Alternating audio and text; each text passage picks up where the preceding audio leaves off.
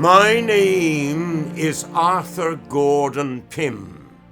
My father was a respectable trader in sea stores at Nantucket, where I was born.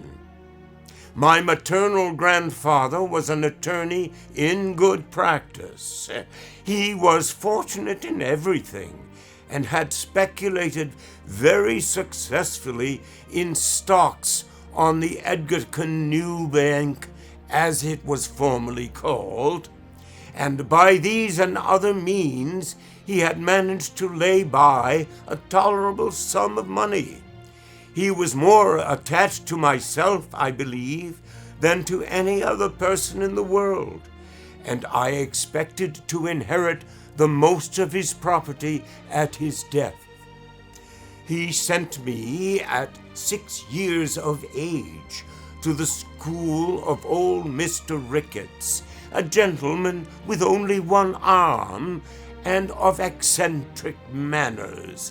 He is well known to almost every person who has stayed or visited New Bedford, and I stayed at his school until I was 16, when I left him for Mr. Ronald's Academy on the hill. Here I became intimate with the son of Mr. Barnard, a sea captain, who generally sailed in the employ of Lloyd and Vredenborough. Mr. Barnard is already very well known in New Bedford and has many relations, I am certain, in Edgartown. His son was named Augustus, and he was nearly 2 years older than myself. He had been on a whaling voyage with his father in the John Donaldson, and was always talking to me of his adventures in the South Sea Ocean. I used frequently to go home with him and remain all day and sometimes all night. We occupied the same bed, and he would be sure to keep me awake until almost light, telling me stories of the natives of the islands of Tinian and other places he had visited in his travels. At last, I could not help being interested in what he said, and by degrees I felt the greatest desire to go to sea. I owned a sailboat called the Ariel, and worth about $75. She had half a deck or cuddy and was rigged sloop fashion. I forget her tonnage, but she would hold 10 persons without much crowding. In this boat, we were in the habit of going on some of the maddest freaks in the world, and when I now think of them, it appears to me 1,000 wonders that I am alive today. I will relate one of these adventures by way of introduction to a longer and more momentous narrative. One night there was a party at Mr. Barnard's, and both Augustus and myself were not a little intoxicated toward the close of it.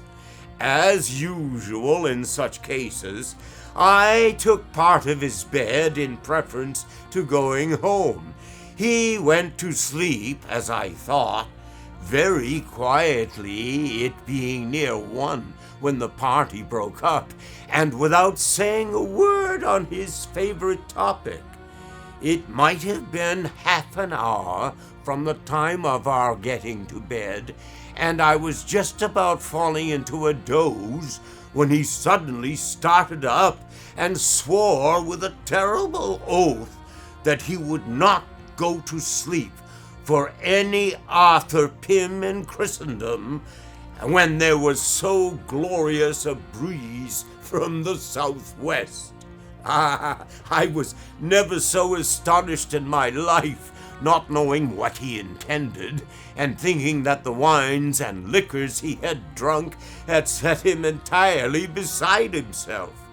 He proceeded to talk very coolly, however, saying he knew that I supposed him intoxicated, but that he was never more sober in his life.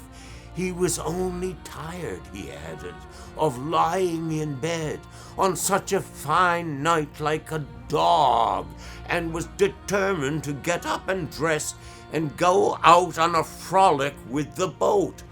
I can hardly tell what possessed me, but the words were no sooner out of his mouth than I felt a thrill of the greatest excitement and pleasure, and thought this mad idea one of the most delightful and most reasonable things in the world.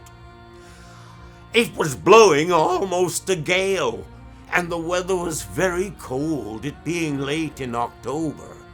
I sprang out of bed, nevertheless, in a kind of ecstasy, and told him I was quite as brave as himself, and quite as tired as he was of lying in bed like a dog, and quite as ready for any fun or frolic as any Augustus Barnard in Nantucket. We lost no time in getting on our clothes and hurrying down to the boat, and she was lying at the old decayed wharf by the lumber yard of Pankey and Company, and almost thumping up her side against the rough logs there. Augustus got into her and bailed her, for she was nearly half full of water, and this being done, we hoisted jib and mainsail, kept full, and started boldly out to sea. The wind, as I before said, blew freshly from the southwest. The night was very clear and cold, and Augustus had taken the helm, and I stationed myself by the mast on the deck of the cuddy, and we flew along at a great rate, neither of us having said a word since casting loose from the wharf. And I now asked my companion what course he intended to steer, and what time he thought probable that we should get back. And he whistled for a few minutes, and then said crustily, "I'm going to sea. You may go home if you think proper." Turning my eyes upon him, I perceived at once that in spite of his assumed nonchalance, he was greatly agitated. I could see him distinctly by the light of the moon. His face was paler than any marble, and his hand shook so excessively that he could scarcely retain hold of the tiller. I found that something had gone wrong, and became seriously alarmed. At this period, I knew little about the management of a boat, and was now depending entirely upon the nautical skill of my friend. The wind, too, had suddenly increased, and we were fast getting out of the lee of the land. Still, I was ashamed to betray any trepidation, and for almost half an hour maintained a resolute silence. I could stand it no longer, however, and spoke to Augustus about the propriety of turning back. As before, it was nearly a minute before he made answer, or took any notice of my suggestion. "By and by," he said at length, "time enough, home by and by." I had expected such a reply, but there was something in the tone of these words which filled me with indescribable feeling of dread. I again looked at the speaker attentively. His lips were perfectly livid, and his knees shook so violently together that he seemed scarcely able to stand. "For God's sake, Augustus," I screamed, now heartily frightened, "what ails you? What is the matter? What are you going to do?" "Matter," he stammered, in the greatest apparent surprise, letting go the tiller at the same moment and falling forward into the bottom of the boat. Matter? Why, nothing is the matter going home. Don't you see? The whole truth now flashed upon me. I flew to him and raised him up. He was drunk, beastly drunk. He could no longer either stand, speak, or see. His eyes were perfectly glazed, and as I let him go into the extremity of my despair, he rolled like a mere dog into the bilge water from which I had lifted him. It was evident that during the evening he had drunk far more than I suspected, and that his conduct in bed had been as the result of a highly concentrated state of intoxication, a state which, like madness, frequently enables the victim to imitate the outward demeanor of one in perfect possession of his senses. The coolness of the night air, however, had had its usual effect, and the mental energy began to yield before its influence, and the confused perception which he no doubt then had of his perilous situation had assisted in hastening the catastrophe. He was now thoroughly insensible, and there was no probability that he would be otherwise for many hours. It is hardly possible to conceive the extremity of my terror. The fumes of the wine lately taken had evaporated, leaving me doubly timid and irresolute. I knew that I was altogether incapable of managing the boat, and that a fierce wind and strong ebb tide were hurrying us to destruction. A storm was evidently gathering behind us. We had neither compass nor provisions, and it was clear that if we held our present course, we should be out of sight of land before daybreak. These thoughts, with a crowd of others equally fearful, flashed through my mind with a bewildering rapidity, and for some moments paralyzed me beyond possibility of making any exertion. The boat was going through the water at a terrible rate, full before the wind, no reef in either jib or mainsail, running her bows completely under the foam. It was 1,000 wonders she did not breach to. Augustus, having let go the tiller, as I said before, and I being too much agitated to think of taking it myself, by good luck, however, she kept steady, and gradually I recovered some degree of presence of mind. Still the wind was increasing fearfully, and whenever we rose from a plunge forward, the sea behind fell, combing over our counter, and deluged us with water. It was so utterly benumbed, too, in every limb, as to be nearly unconscious of sensation. At length I summoned up the resolution of despair, and rushing to the mainsail, let it go by the run. As might have been expected, it flew over the bows, and getting drenched with water, carried away the mast, short off by the board. This latter accident alone saved me from instant destruction. Under the jib only, I now boomed along before the wind, shipping heavy seas occasionally, but relieved from the terror of immediate death. I took the helm and breathed with greater freedom, as I found that there yet remained to us a chance of ultimate escape. Augustus still lay senseless in the bottom of the boat, and as there was imminent danger of his drowning, the water being nearly a foot deep just where he fell, I contrived to raise him partially up, and keeping him in a sitting position by passing rope round his waist and lashing it to the ringbolt in the deck of the cuddy.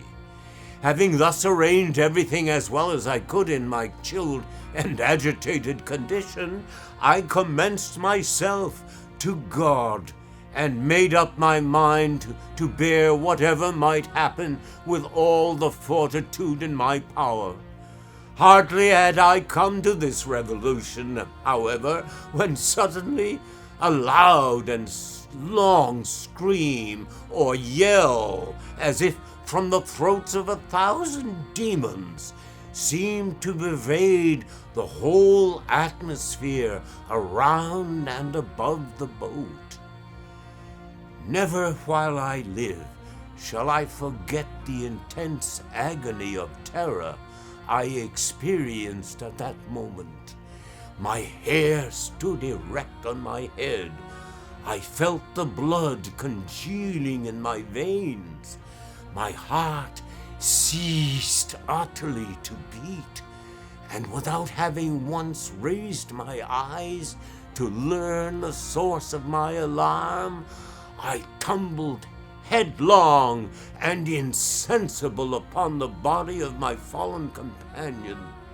I found myself upon reviving in the cabin of a large whaling ship, the Penguin, bound to Nantucket. Several persons were standing over me, and Augustus, paler than death, was busily occupied in chafing my hands. Upon seeing me open my eyes, his exclamations of gratitude and joy excited alternate laughter and tears from the rough-looking personages who were present. The mystery of our being in existence was now soon explained. We had been run down by the whaling ship, which was close-hauled, beating up to Nantucket with every sail she could venture to set, and consequently running almost at right angles to our own course. Several men were on the lookout forward, but did not perceive our boat until it was an impossibility to avoid coming in contact, and their shouts of warning upon seeing us were what so terribly alarmed me. The huge ship, I was told, rode immediately over us with as much ease as our own little vessel would have passed over a feather, and without the least perceptible impediment to her progress. Not a scream arose from the deck of the Victim. There was a slight grating sound to be heard mingling with the roar of the wind and the water, as the frail bark, which was swallowed up, rubbed for a moment along the keel of her destroyer. But this was all. Thinking our boat, which it will be remembered was dismasted, some mere shell cut adrift as useless, the skipper, Captain E.T.V. Block of New London, was for proceeding on his course without troubling himself further about the matter. Luckily, there were two of the lookout who swore positively to having seen some person at our helm, and represented the possibility of yet saving him. A discussion ensued, when Block grew angry, and after a while said that it was no business of his to be eternally watching for eggshells, that the ship should not put about for any such nonsense, and if there was a man run down, it was nobody's fault but his own. He might drown and be, ED, or some language to that effect. Henderson, the first mate, now took the matter up, being justly indignant, as well as the whole ship's crew, at a speech which evincing such a degree of heartless atrocity.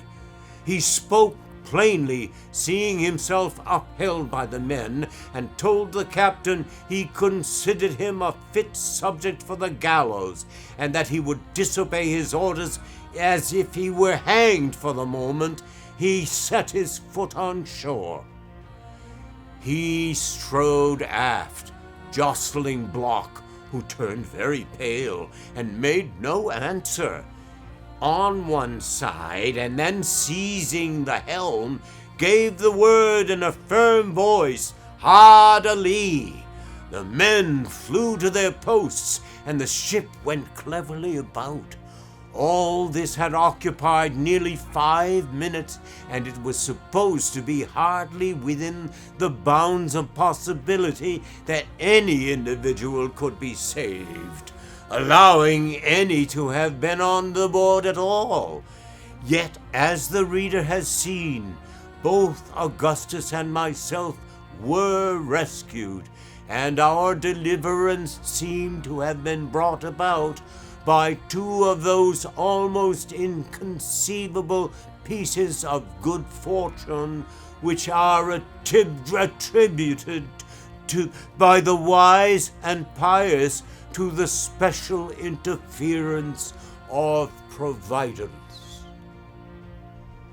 While the ship was yet in stays, the mate lowered the jolly boat and jumped into her with the very 2 men, I believe, who spoke up as having seen me at the helm.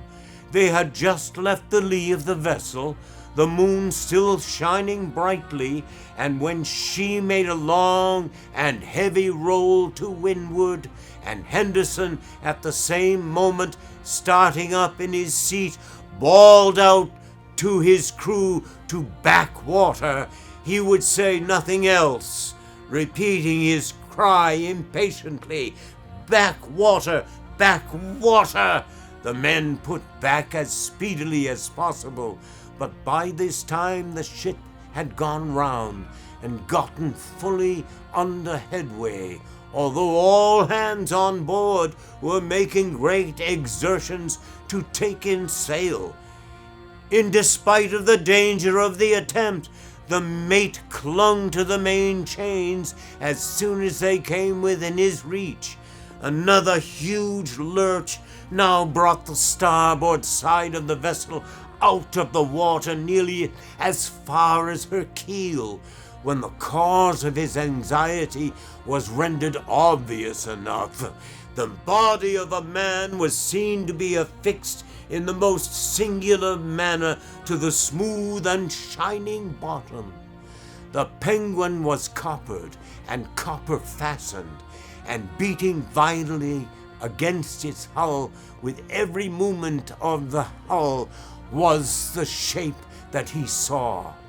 After several ineffectual efforts made during the lurches of the ship, and at the imminent risk of swamping the boat, I was finally disengaged from my perilous situation and taken on board, for the body proved to be my own. It appeared that one of the timber bolts having started and broken a passage through the copper, it had arrested my progress as I passed under the ship, and fastened me in so extraordinary a manner to her bottom. The head of the bolt had made its way through the collar of my green baize jacket I had on, and I thought the back of my part of my neck forcing out itself between 2 sinners and just below the right ear was its catch. I was immediately put to bed, although life seemed to be totally extinct. There was no surgeon on board, and the captain, however, treated me with every attention, to make amends, I presume, in the eyes of his crew for his atrocious behavior in the previous portion of the adventure. In the meantime, Henderson had again put off from the ship, although the wind was now blowing almost a hurricane. He had not been gone many minutes when he fell in with some fragments of our boat, and shortly afterward one of the men with him asserted that he could distinguish a cry for help at intervals amid the roaring of the tempest.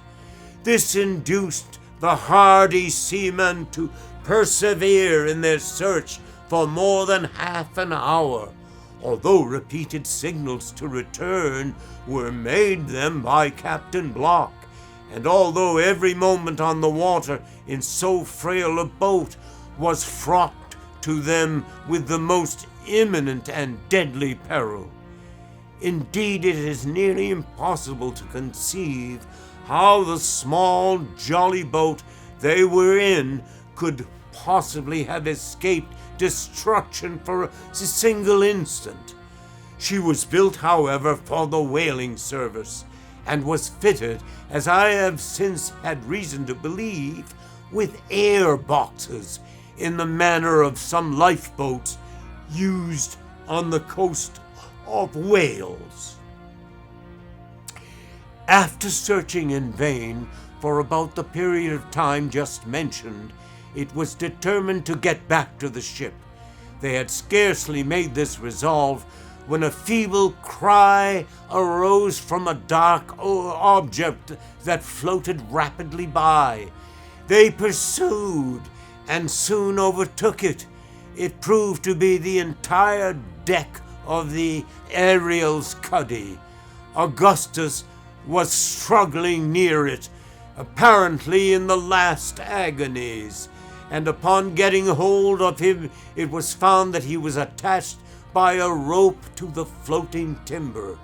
This rope, it will be remembered, I had myself tied around his waist and made fast to a ringbolt for the purpose of keeping him in an upright position. And so my doing, it appeared, had been ultimately the means of preserving his life. The Ariel was slightly put together, and in going down, her frame naturally went to pieces. The deck of the cuddy, as might have been expected, was lifted by the force of the water rushing in, entirely from the main timbers, and floated with other fragments, no doubt, to the surface. Augustus was buoyed up with it, and thus escaped a terrible death. It was more than an hour after being taken on board the Penguin before he could give any account of himself, or to be made to comprehend the nature of the accident which had befallen our boat. At length he became thoroughly aroused, and spoke much of his sensations while in the water.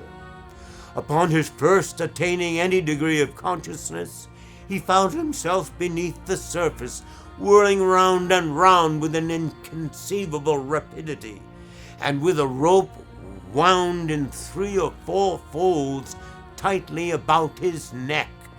In an instant afterward, he felt himself going rapidly upward, and when his head, striking violently against a hard substance, he again relapsed into insensibility. Upon once more reviving, he was in fuller possession of his reason, and this was still, however, in the greatest degree clouded and confused. He now knew that some accident had occurred, and that he was in the water, although his mouth was above the water, and he could breathe with some freedom. Possibly at this period the deck was drifting rapidly before the wind, and drawing him afterward as he floated upon his back. Of course, as long as he could have retained this position, it would have been nearly impossible that he should be drowned, and presently a surge threw him directly athwart the deck, and this post he endeavored to maintain, screaming at intervals for help. And just before he was discovered by Mr. Henderson, he had been obliged to relax his hold through exhaustion, and falling into the sea had given himself up for lost. During the whole period of his struggles, he had not the faintest recollection of the Ariel, nor of any matters in connection with the source of his disaster. A vague feeling of terror and despair had taken entire possession of his faculties, and when he was finally picked up, every power of his mind had failed him, and as before said, it was nearly an hour after getting on board the Penguin before he became fully aware of his condition. In regard to myself, I was resuscitated from a state bordering very nearly upon death, and after every other means had been tried in vain for 3 hours and a half, by vigorous friction with flannels bathed in hot oil, a proceeding suggested by Augustus. The wound in my neck, although of an ugly appearance, proved of little real consequence, and as soon as I recovered from its effects, the Penguin got into port about 9 o'clock in the morning, and after encountering one of the severest gales ever experienced off of Nantucket, both Augustus and myself managed to appear at Mr. Barnard's in time for breakfast, which luckily was somewhat late owing to the party of the night, and I suppose all at the table were too much fatigued themselves to notice our jaded appearance. Of course, it would not have borne a very rigid scrutiny. Schoolboys, however, can accomplish wonders in the way of deception. And verily I believe that not one of our friends in Nantucket had the slightest suspicion that the terrible story told by some sailors in the town of having run down a vessel at sea and drowned some 30 or 40 poor devils had reference to either the Ariel, my companion, or myself. We too have since very frequently talked the matter over, but never without a shudder. In one of our conversations, Augustus frankly confessed to me that in his whole life he had had no time experienced so excruciating a sense of dismay as when on board our little boat he first discovered the intense extent of his intoxication and felt himself sinking beneath its influence.